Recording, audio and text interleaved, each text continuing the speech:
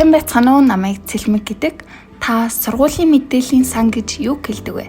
Энэ яагаад чухал вэ гэж бодож байсан уу? Өнөөдөр би 5 минутын дотор сургуулийн мэдээллийн сан гэж юу вэ? Түүний бүтэц, ач холбогдол, үр дүнг товч бөгөөд тодорхой тайлбарлах болно. Сурагч бидний хувьд хичээлийн хуваар, дүн, шалгалтын хариу гэх зэрэг мэдээллийг багшаас асуух боломжгүй байх, эсвэл хугацаа алдах тохиолдол цөөнгүй гардаг.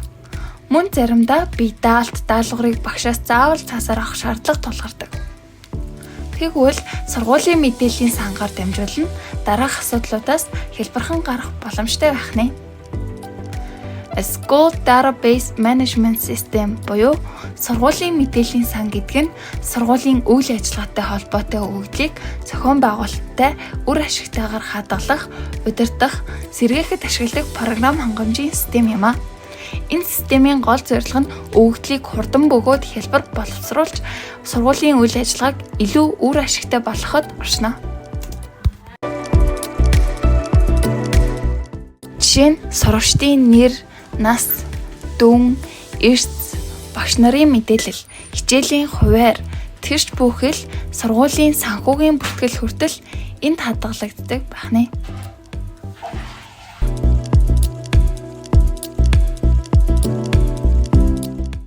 Тэгвэл сургуулийн мэдээллийн сан хамгийн энгийнтэй багш ажилчид сурагчдын дэлгэрэнгүй мэдээллийг өөрчлөх, сургуулийн төлбөр багш ажилтны цалинг удирдах, сургуулийн үйл ажиллагаа болон багш нарын гүйцэтгэлийн тайланг авах, багш нар дүн, оноо, бичих, эрс тэмдэглэх гэх мэт үйлдэлүүдийг хийх боломжтой байхаар бүтээгддэг байна.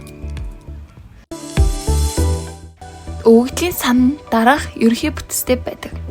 Сурагч, багш, хичээл, хуваар, хичээлийн дүн, эсэлт гэх ерөнхий мэдээллүүдийг хүснэгт болгон ашиглан хоорондын уялдаа холбоог нь харуулсан байна.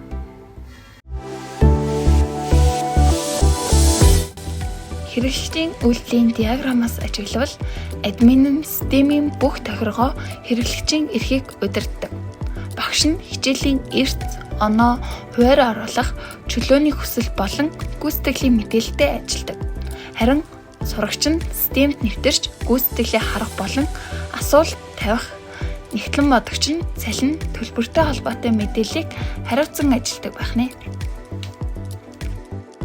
Одоо та бүхэндээ мэдээллийн сангийн хөгжүүлэлтийн шаардлагуудыг танилцуулъя.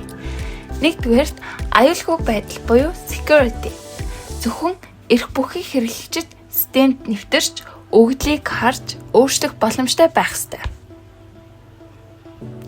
Хоёрдугаарт хэрэглэгчдэд ээлтэй буюу user friendly. Систем нь бүх хэрэглэгчдэд ойлгомжтой, интерактив хэрэглэгчдэд ээлтэй интерфейсээр хангах ёстой байдаг ахна. Гуравдугаарт найдвартай байдал буюу defendability. Систем нь бүртгэлийг хялбархан хянах, бүртгэлийг шинжлэх замаар тогтвортой гүйцэтгэлийг хангах ёстой. Дөрөвдүгээрт тогтвортой байдал буюу maintainability. Системийг засвар үйлчлэгээ хийхэд хялбар байхаар шинжлэх, зохион бүтээх ёстой. Мэдээллийн санг зохион бүтээхэд шаардлагатай дараагийн нэг гол хүчин зүйл бол програм хангамж. Програм хангамжийн шаардлагуудыг дараах байдлаар тодорхойлдог байх нэ.